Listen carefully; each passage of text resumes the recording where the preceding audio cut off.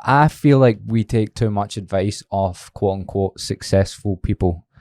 So I reckon these days I take a lot more. See, if I meet someone and they're happy and chilled out, I like try pick their brains now way more. So like even coaches, see the coaches have been doing it for like 10 years and are like quite chilled out. I'll take their advice well before I take someone who's making a shit ton of money, or well before I take someone's advice who's getting loads of followers. They're the people that I'm more interested in, because I said this when I was on a podcast, I think, that the biggest lesson, one of the biggest lessons that I learned last year is I listened to like loads of those high performance podcasts, and everyone was miserable. And everyone was saying how much it wasn't work. And although I've never worked to a goal as big as theirs, I've had many goals and I've felt the same. Like when I've really strived for something and convinced myself that's like my main mission in life and then got it, it's not felt good. I know, like, listening to Johnny Wilkinson, have you listened to that one? I haven't, but I know quite a bit about him. Oh my God. Obviously I'm English, and a rugby fan. Yeah. So. Mate, he's basically went so woo-woo, he's went turbo woo-woo, and it feels like he's lost the plot a little bit. But he compares winning the Rugby World Cup, but he didn't say it in like a stoic way. He was like, it's like washing the dishes, but he just went off in this rabbit hole. It didn't, like, you're nodding your head, but it didn't like feel like, oh, he's like, that's a nice, it felt like he was actually like tortured by the whole winning the Rugby World Cup thing. I really believe when you pin all your happiness on a particular point of reaching a certain level, like you're going to fuck yourself up, because the moment you achieve that, you realize that it wasn't what you were searching for the whole time, and you're going to end up looking for the next thing anyway, and it becomes like an incessant chase. And I think goals are really good, but can you not enjoy just getting there as well? How do you change that in somebody that's a perpetual overachiever?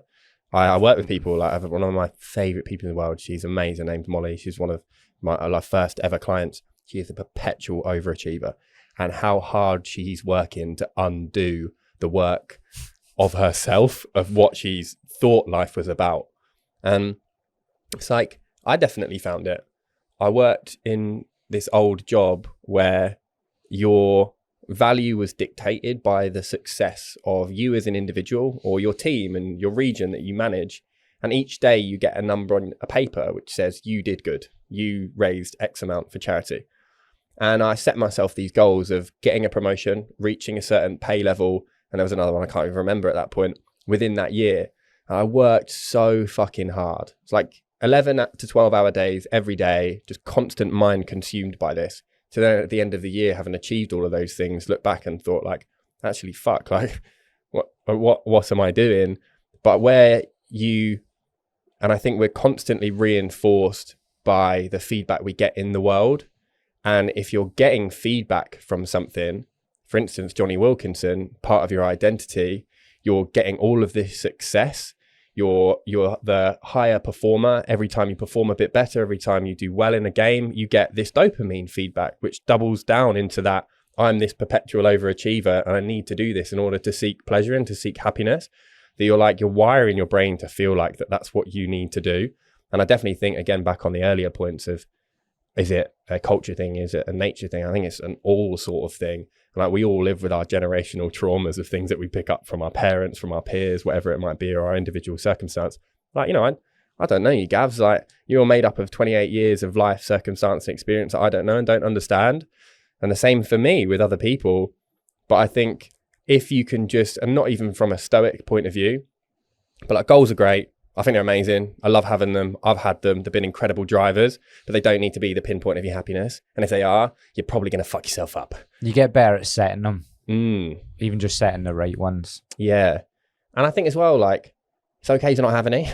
It's okay to not have any. Nothing wrong with you. There's nothing wrong with you if you don't want to be going for that next promotion. There's nothing wrong with you if you don't want to be performing at your absolute fucking best all the time. If you are happy where you are right now, I think you've got a better quality of life than someone that's at the pinnacle of their game but's fucking miserable because they're always chasing that next thing. I guess that comes down to like value and perception. Yeah. It's more, I think what I was trying to get at, I know, like, I'm literally just like splurging out my brain because I like loads of these points or things we've deeply thought about. This is like a new one. Like I I really want someone like a book or something to come out that's really popular, that's just about like an average life, but an average like happy life.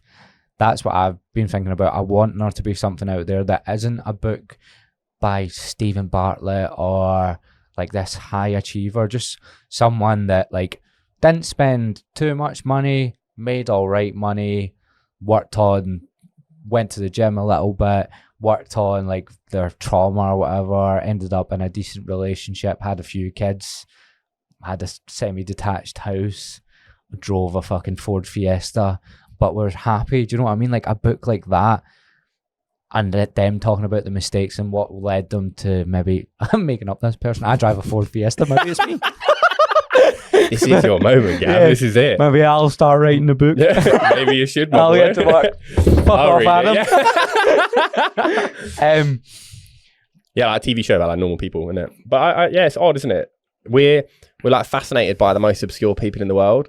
Like I think like Michael Jackson, as an example, is like one of the most obscure people I think that I can ever think has existed. Obviously, one of the most talented in terms of singing, but people were like fascinated by him. And I think there's a real level of attracted to obscurity and the extremes, whether it's, as an example, like Jeremy Kyle and Jerry Springer or the Stephen Bartletts. There's something about that is so alluring.